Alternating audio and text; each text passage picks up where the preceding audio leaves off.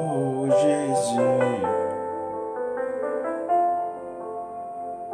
agneau de Dieu, nul n'est comme toi. Oh agneau de Dieu, nul n'est comme toi.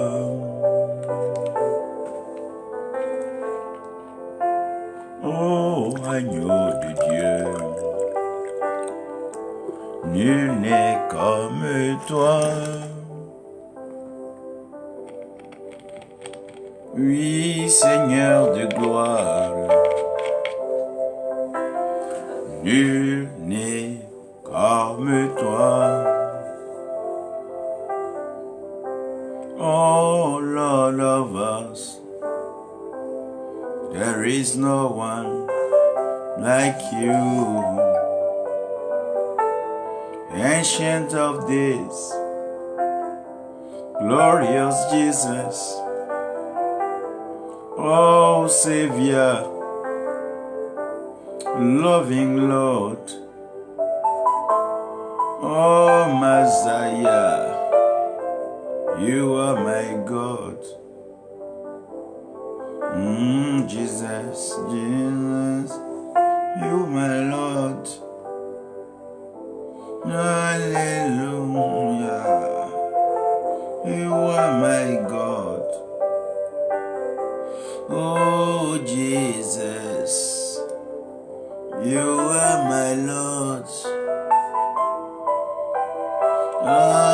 Hallelujah,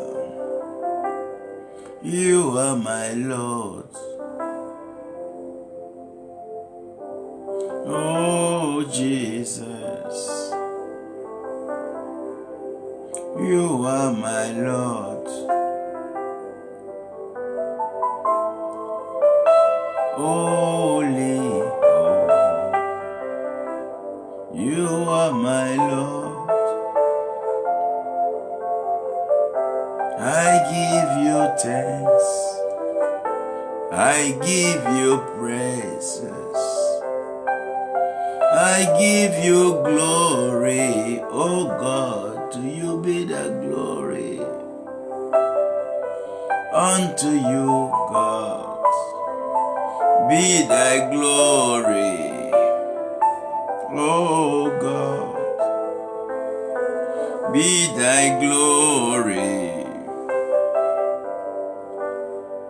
oh God, be thy glory. We sing unto you, praise your name.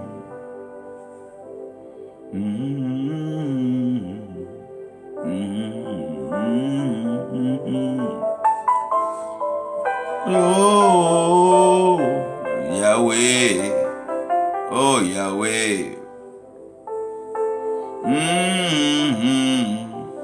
Oh Yahweh.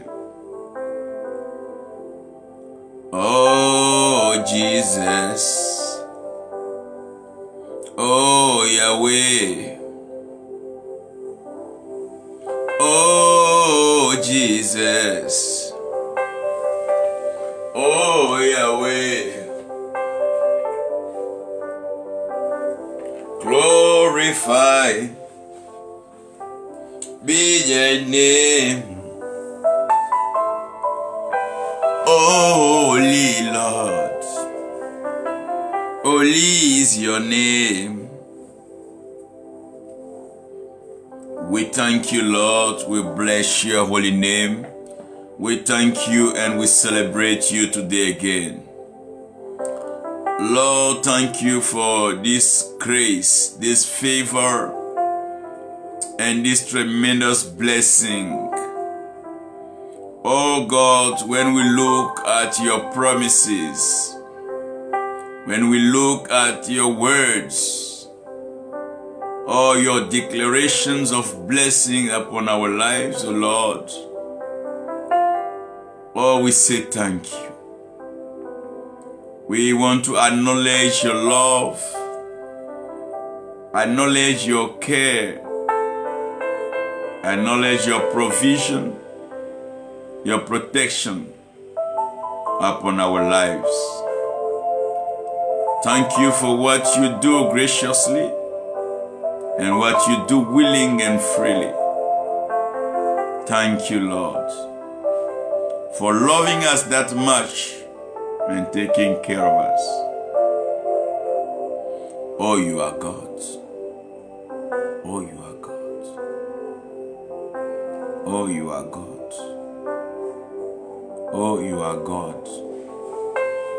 Oh, you are God. There is no doubt about the fact that you are our God. Oh, Lord, we thank you and we bless your holy name. We thank you for today again and we bless your holy name. Thank you, Jesus. Thank you, Father. We celebrate you and we give you all the glory, honor, and praise unto you, loving Creator, loving Father, God Most High. Oh Lord, you are our Father and we love you. We thank you and we celebrate you today again. We acknowledge you in all our ways. And everything we do, oh God, we do it unto your glory.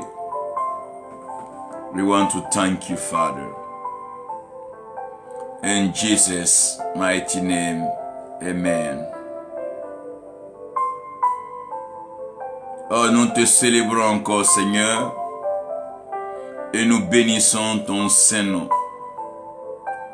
Nous voulons te rendre toute la gloire et nous voulons t'inviter à prendre toute la place afin de nous inspirer, de nous éclairer, de nous conduire et de nous mettre en phase et en face de ta parole, afin que nous gardons en nous ce qui est de toi, car tu ne mens point, ta parole est vérité, et tu n'es point un homme pour mentir, ni le fils des hommes pour te dédire. Ce que tu annonces, tu l'accomplis. Merci Père pour ta fidélité. Au nom de Jésus-Christ. Amen.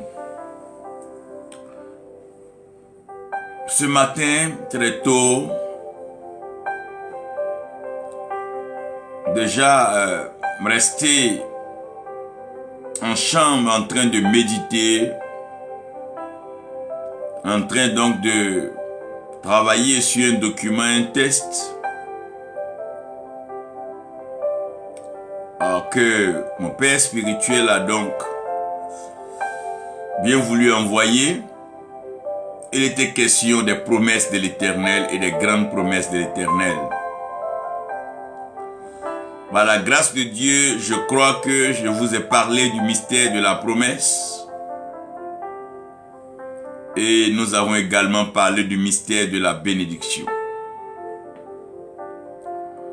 Aujourd'hui, j'aimerais par la grâce de Dieu vous parler du mystère de la prophétie. Et selon que le Seigneur permette, demain ou quelque part aujourd'hui, nous aurons l'occasion de parler du mystère de l'accomplissement. Vous savez, des choses sont très importantes dans la vie d'un enfant de Dieu. Un enfant de Dieu doit connaître la promesse de Dieu à son égard. La vie d'un enfant de Dieu ne dépend pas des paroles des autres, ne dépend pas des agissements, des désirs, des projets, des plans des autres. Mais quand tu es enfant, quand tu es fils de Dieu, Ça veut dire que tu dépends pleinement de la parole qui sort de la bouche de Dieu et tu n'es point concerné par ce que disent les autres. Ce que tes ennemis annoncent, tes adversaires annoncent, et même que le diable parle, tu n'es pas vraiment concerné par ça. Si tu sais t'appliquer à comprendre les promesses de l'Éternel. Et Paul, dans son approche, dira que toutes les promesses de l'Éternel en lui sont oui, et en lui, amen.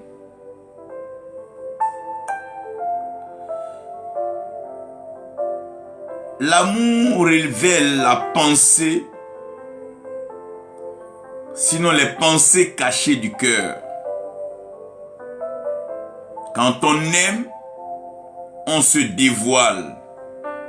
Quand on aime, on se révèle. Quand on aime, on se laisse découvrir. Quand on aime par l'intimité, le rapprochement, la révélation, la découverte et la connaissance en profondeur se fait. L'esprit sonde les profondeurs de l'Éternel. Les choses cachées de l'Éternel sont révélées par l'Esprit. Et dans le mystère de la prophétie, j'aimerais tout de suite ôter quelque chose. C'est vraiment dommage que dans ce plein temps battant du Saint-Esprit, dans ce temps où le Saint-Esprit est pleinement relâché, libéré, déversé sur la création sans mesure, je m'étonne et je suis même indigné quand je vois la définition, la compréhension, la conception de la prophétie, jusqu'au point où certaines dénominations, certaines communautés préfèrent fermer carrément leurs portes aux prophètes et à la prophétie à cause du désordre et à cause de ce que cela peut provoquer. Certains chocs et certains imprévus. Il peut y avoir plusieurs personnes découragées dans l'église.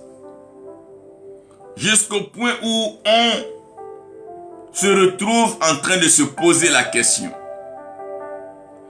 Est-ce que le Saint-Esprit, selon ce que dit le Seigneur Jésus-Christ, qui en montant au Père, demandera à ce que le Consolateur, le Saint-Esprit vienne et que l'Esprit nous conduise dans toute la vérité? Est-ce que la venue du Saint-Esprit, qui n'a pas été à la base d'un désordre, d'un chaos, dans les premières heures,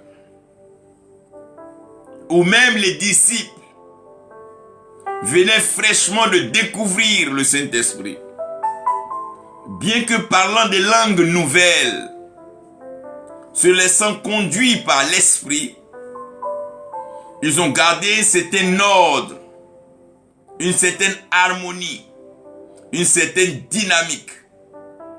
Et c'est ce qui a permis au corps du Christ de pouvoir vivre, persévérer, résister et tenir dans les temps difficiles que présentait la persécution des premières heures.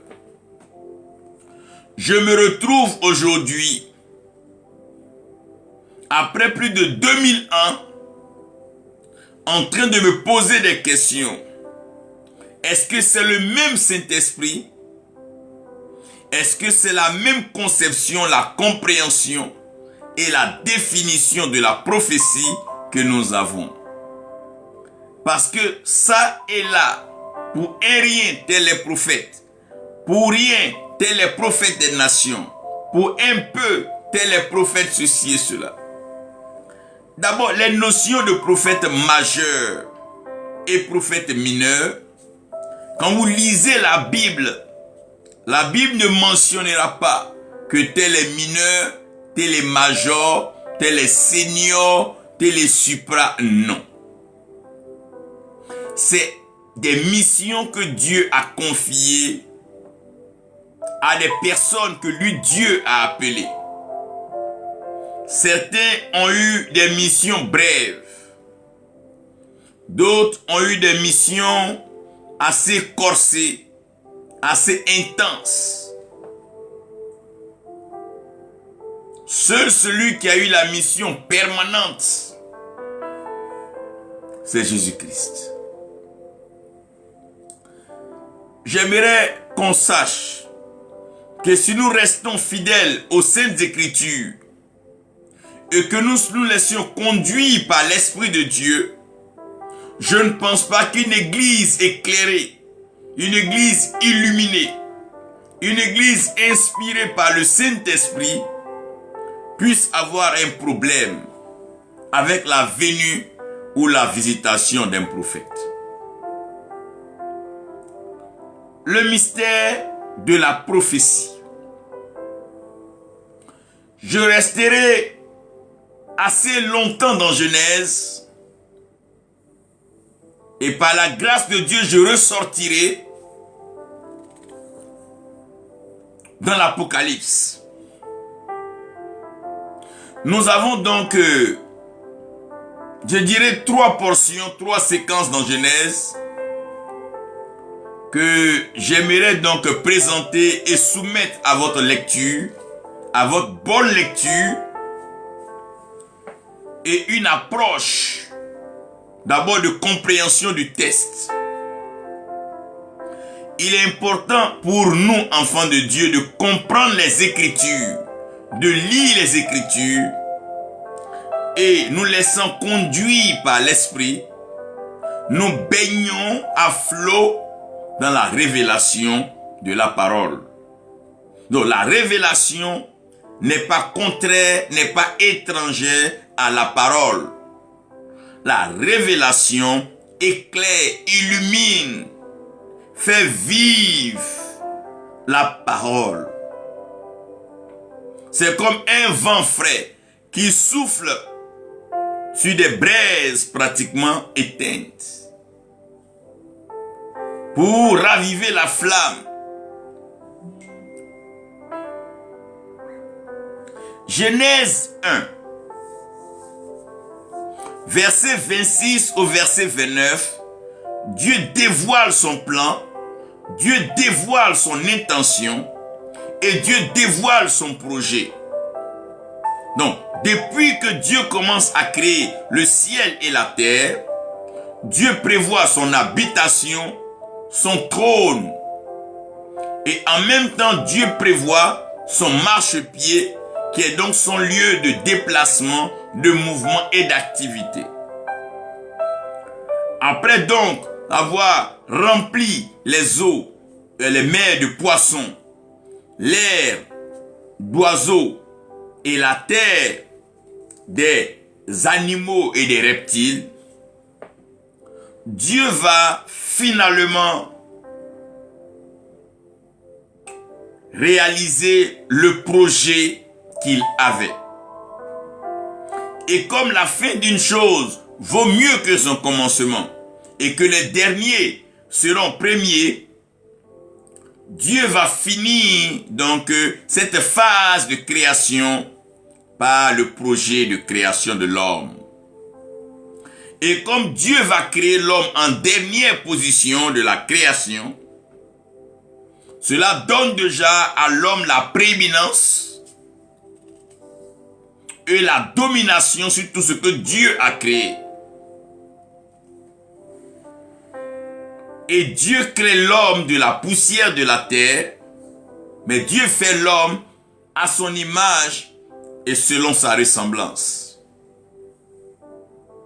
Dieu bénit l'homme Et dans Genèse 1, 26 à 29, Dieu dit à l'homme ce qui est lui Dieu, sa volonté, ce qu'il désire pour l'homme.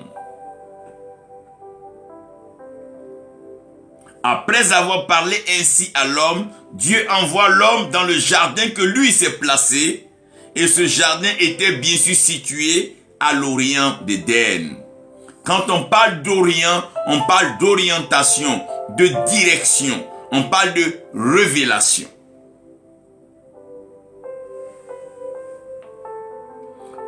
Et donc dans Genèse 2, verset 16 au verset 17, Dieu va donner une recommandation à l'homme. C'est vrai, je te mets dans ce jardin, je te permets tout. Tu peux te nourrir comme tu veux. Tu peux t'abreuver autant que tu peux. Mais il existe dans ce jardin un arbre. Cet arbre est plus ou moins complexe. Et à cause de la complexité de cet arbre, je souhaite même que tu ne manges pas du fruit de cet arbre. Parce que le jour que tu vas désobéir à ma parole, le jour que tu vas violer ma recommandation pour aller manger du fruit de cet arbre, alors tu mourras.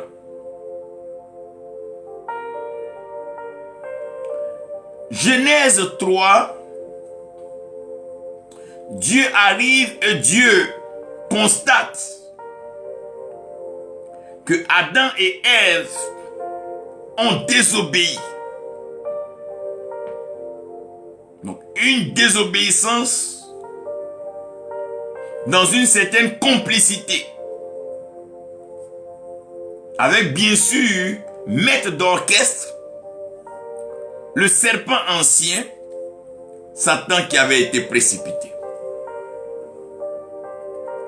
Donc Dieu se rend compte ici que Adam et Ève, qui devaient prendre position pour lui Dieu et s'accorder avec lui Dieu pour rester dans le règne et la domination, se sont associés à celui qui a été précipité, qui a été déchu de ses fonctions et de sa mission dans le ciel. Dieu va commencer à redéfinir le concept. Donc, c'est dans la redéfinition du concept que la prophétie va sortir. Et donc, dans Apocalypse 22, vous allez voir que le thème qui est utilisé, c'est les paroles de la prophétie du livre. Les paroles de la prophétie. Ce n'est pas les prophéties. C'est les paroles de la prophétie du livre. Et il dira même de ne même pas essayer de sceller ou de fermer le livre. Parce que le temps est si proche et que ce qui a été annoncé, ce qui a été déclaré, était sur le point de s'accomplir.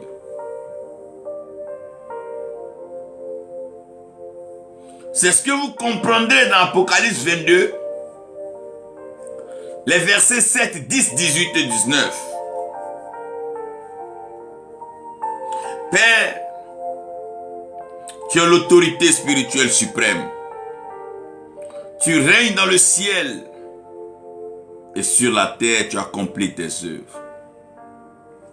Viens par ta parole, éclaire-nous. Ouvre notre entendement et donne-nous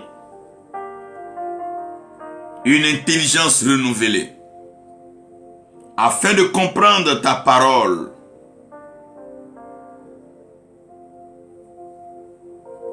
Regardez la foi jusqu'à l'accomplissement de la prophétie. Merci Seigneur pour ta fidélité, pour ton amour, ta bonté et ta grandeur. Merci pour ta miséricorde qui dure à toujours, ta générosité, ton hospitalité qui nous maintiennent en vie et dans le bonheur. Au nom de Jésus-Christ, Amen. Je veux commencer ici par vous parler du livre. Vous savez, c'est vraiment triste et c'est vraiment dommage d'avoir souvent affaire à une génération qui est plus ou moins préoccupée par les titres, les gains, les avoirs, les honneurs, les acclamations du service de Dieu, mais qui refuse de prendre attache avec le livre, qui refuse de se conformer au livre, qui refuse d'ouvrir le livre, qui refuse de manger le rouleau. Même Jésus-Christ qui est la parole de Dieu, la Bible dit son nom, c'est la parole de Dieu. Lorsqu'il arrive dans la synagogue,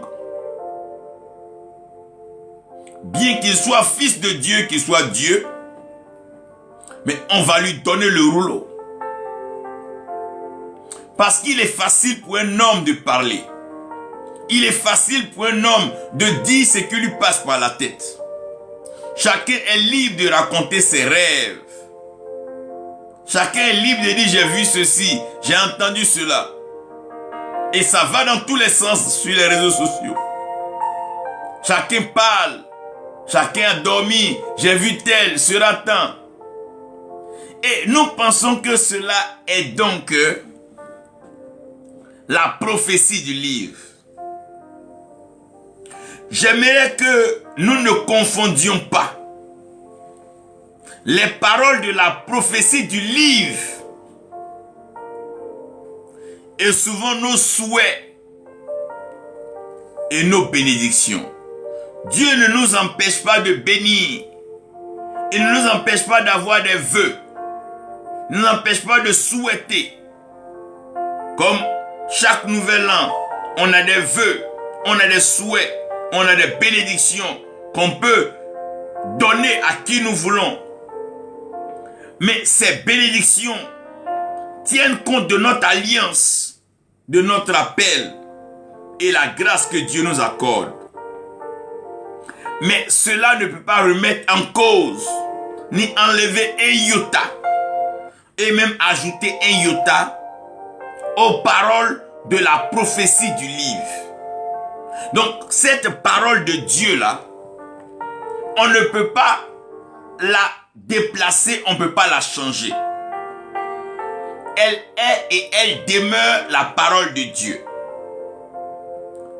Cela n'empêche pas que nous nous cultivions à lire des livres écrits par des serviteurs de Dieu. Mais ces livres écrits par ces serviteurs peuvent transporter des hérésies si la compréhension n'est pas complète. Ou bien s'il y a des erreurs dans l'écriture. Parce que le livre est sacré. Le livre représente l'autorité spirituelle divine. Car il a élevé sa parole au-dessus de tous ces noms. J'exige et pour ma part je conseille que chaque serviteur de Dieu, selon son ministère, son appel, puisse se référer à la parole de Dieu. Évitons de dire des paroles pour faire plaisir aux oreilles des hommes. Arrêtons de leur raconter ces choses. Mais venons étudier les paroles de la prophétie du livre. Le mystère du livre, c'est quoi le livre? De quoi est fait le livre? De quoi est constitué le livre? C'est vrai que vous me direz que dans le livre, il y a donc des alliances. D'aucuns parleraient de l'ancienne alliance et la nouvelle alliance. Certains me diront l'Ancien et le Nouveau Testament. Mais je veux que vous sachiez que dans ce livre-là,